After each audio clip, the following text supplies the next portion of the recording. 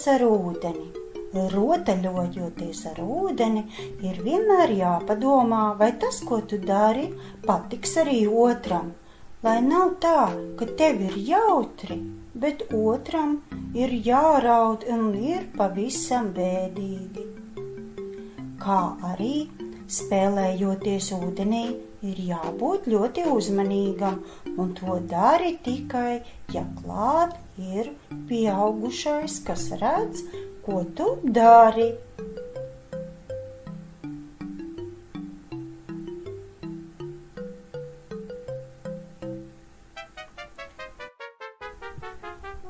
Dabas izpēte.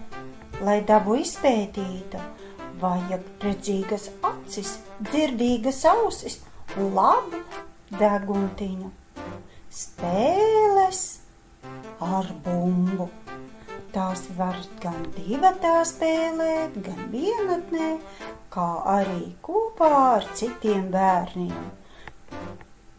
Tās var būt ļoti dažādas.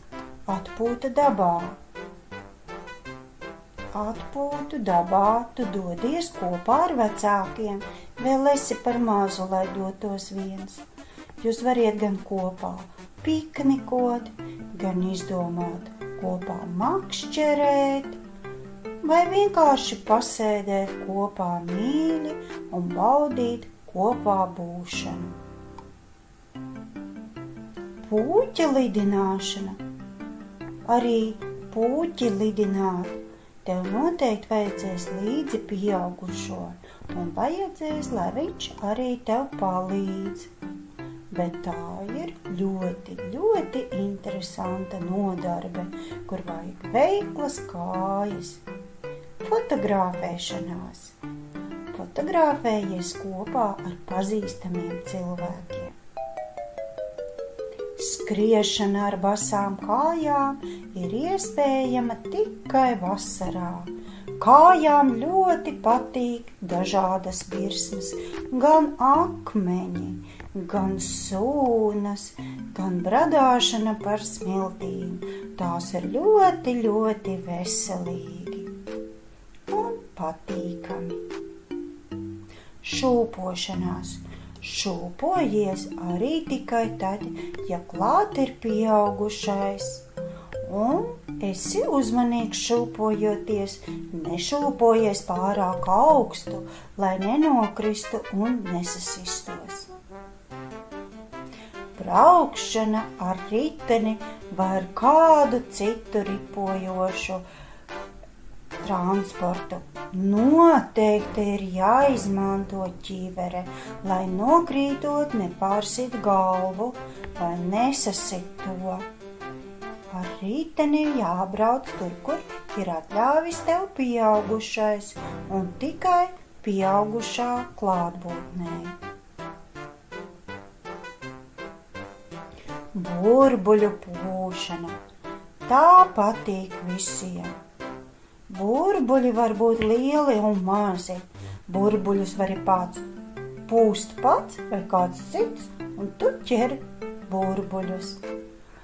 Zīmēšana ārā. Tas ir pavisam citādi, kā zīmēt istabā. Tad ir pavisam zaļas domas, un zīmēt var arī ne tikai uz papīra. Pārgājienā pa dabu. Atceries, ka vienmēr ir jābūt cepurei, un tu dosies kopā ar pieaugušo. Taureņu ķeršana. Taureņus ķert ir jautri un var kārtīgi izskraidīties pa pļāvu.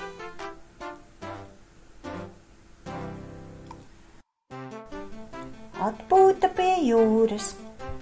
Atpūta pie jūras var būt daudzveidīga.